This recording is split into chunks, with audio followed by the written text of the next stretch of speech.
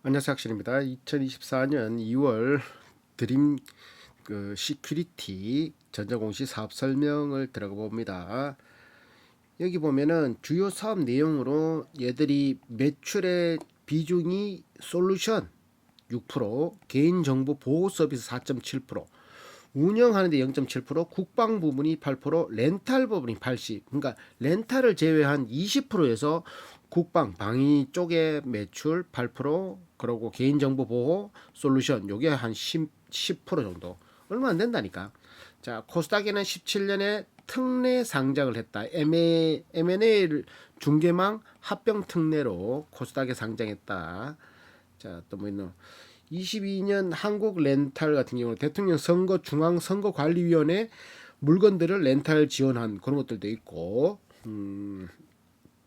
자기 주식 직접 취득 처분 이행 현황 이행률 100%, 21년도에 50만 주, 22년도에 30만 주 다 했다.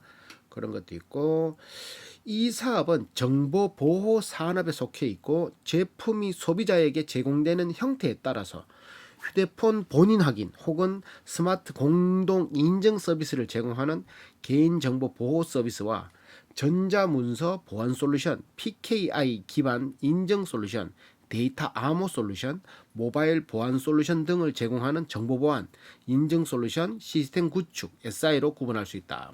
그리고 얘들은 이제 주요 종속회사인 한국렌탈 같은 경우는 렌탈 전문업체로 렌탈 자산을 직접 보유하고 유지, 보호수를 겸해서 수익성을 확보한다.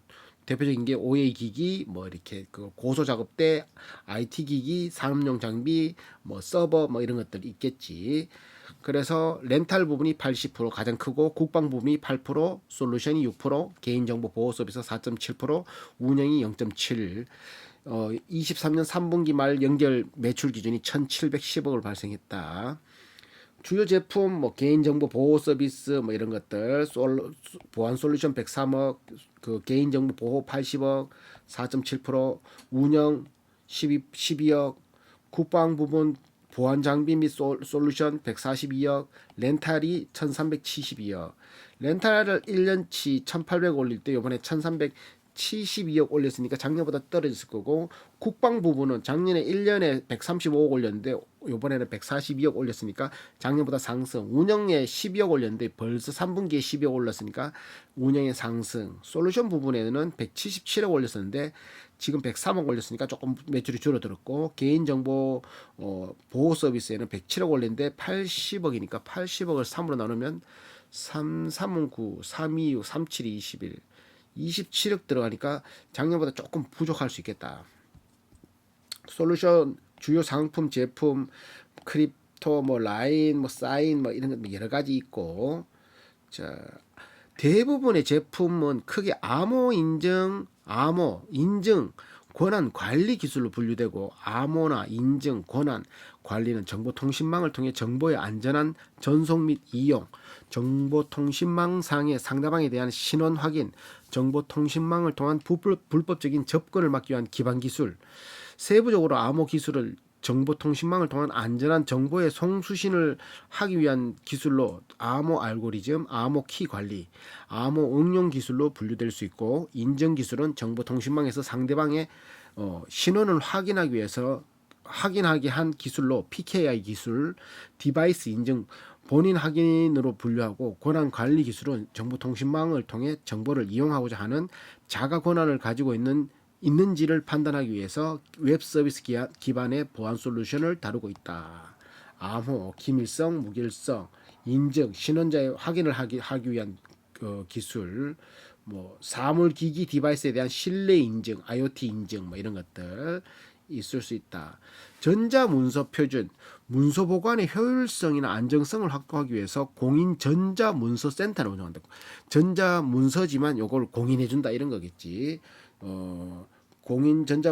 공인전자문서센터에서 제공하는 발급 열람 증명 서비스를 위한 기술, 생체 인증 표준, 기존의 아이디 패스워드를 누르는 거에서 한 단계 뛰어넘어서 패스트 아이덴티 온라인의 줄임말로 FIP도 맞지?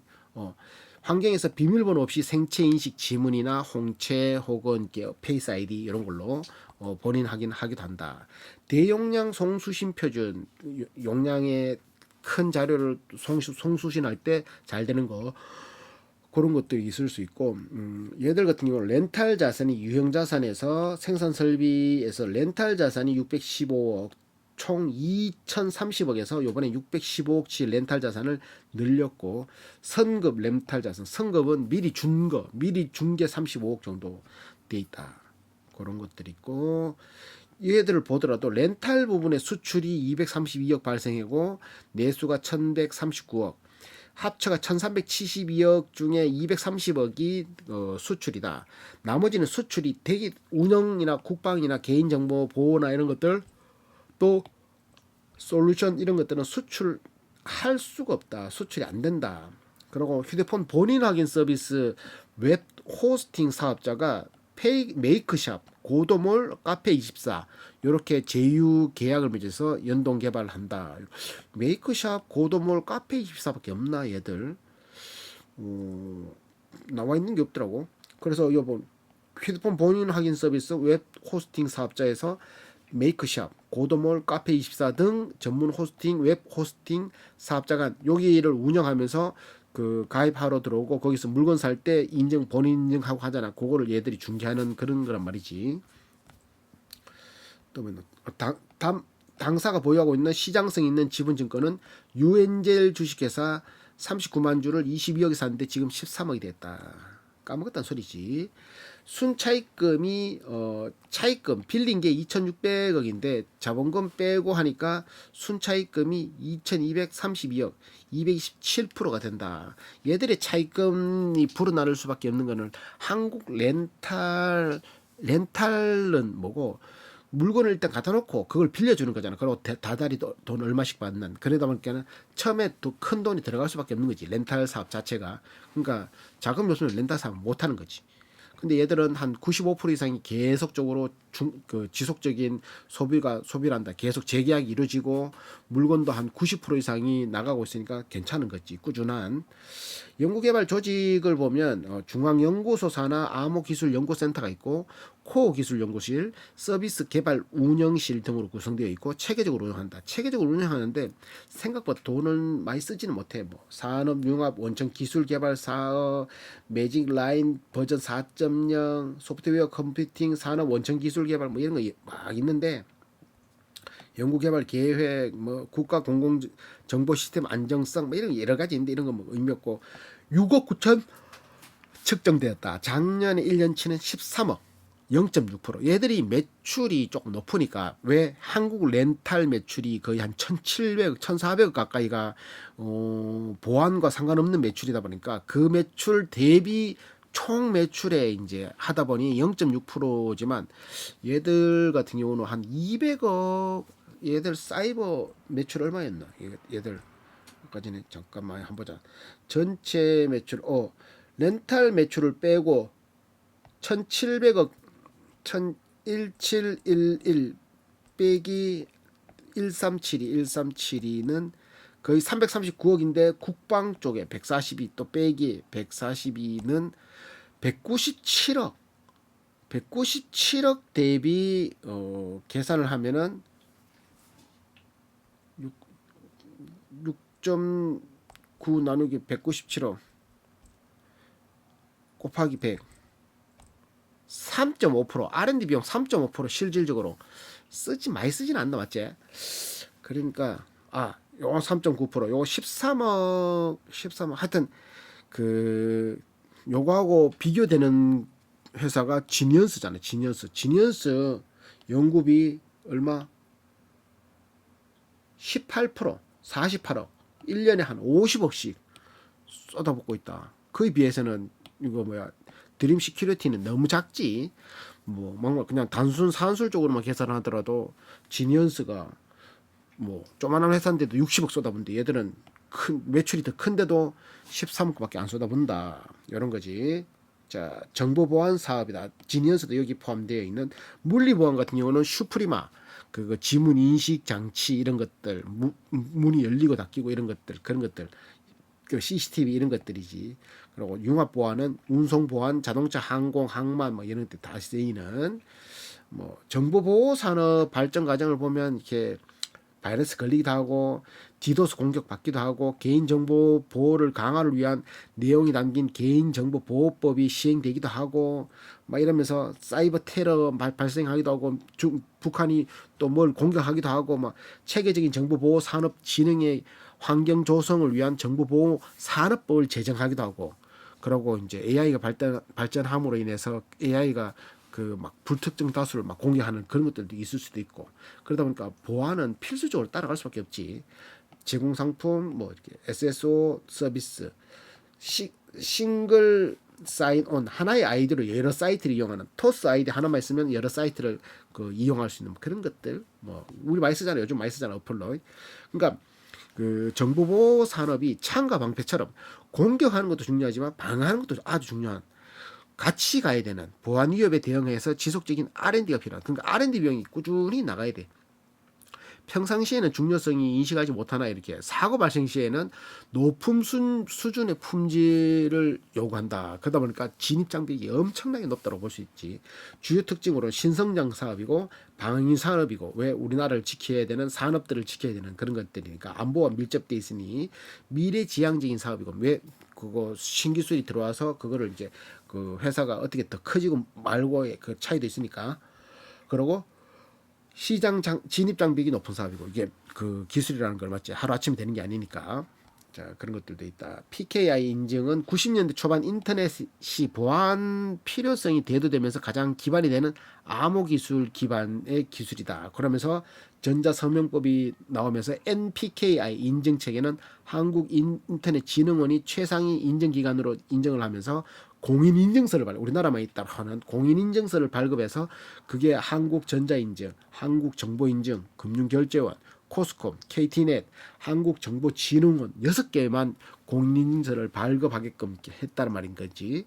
그래서 2000년 후반 한국정보화진흥원은 전자정보법을 근거로 행안부 GPKI 인증 서비스와 중복선 논란으로 그 역할을 이제 공인인증서 필요 없다 이 말인 거고 최근에는 스마트 기기를 이용한 모바일 인증, 기기 인증 솔루션 등으로 발전 중에 있어서 모바일 같은 경우는 그 앞 시간에도 말했다시피 그 모바일 안에 그 사람 명의로 가입을 해야 되니까 주민번호 뭐 이렇게 패스워드 그러고 이렇게 뭐 혈액형 그 사람 계좌 모든 게 다 들어갈 수 있잖아. 그러고 이렇게 그 폰이 열리고 닫힐 때 할 때 그 페이스 아이디나 홍채 인증이나 지문 인식 그거 하는 것도 그 자체가 또 보안이잖아. 그러다 보니까 모바일 인증 기기 솔루션으로 발전 중에 있다. 그 폰만 가지고 있으면 일단 주인이 폰을 가지고 있지. 뭐 대포폰을 쓰는 건 요즘 힘들잖아, 맞지? 계속 본인 인증 들어가고 2차 인증 들어가고 3차 인증 들어가니까. 그래서 정보보호는 국가의 핵심 보안 산업으로 정부의 관여가 상대적으로 많은 산업이다. 우리나라의 정보보호 관련 법령, 정보보호 관련 법령, 정보통신망, 통신기반보호법, 전자서명법, 전자명부법 많다라는 거지. 정보보호 산업진흥법, 개인정보보호법 엄청나게 많다.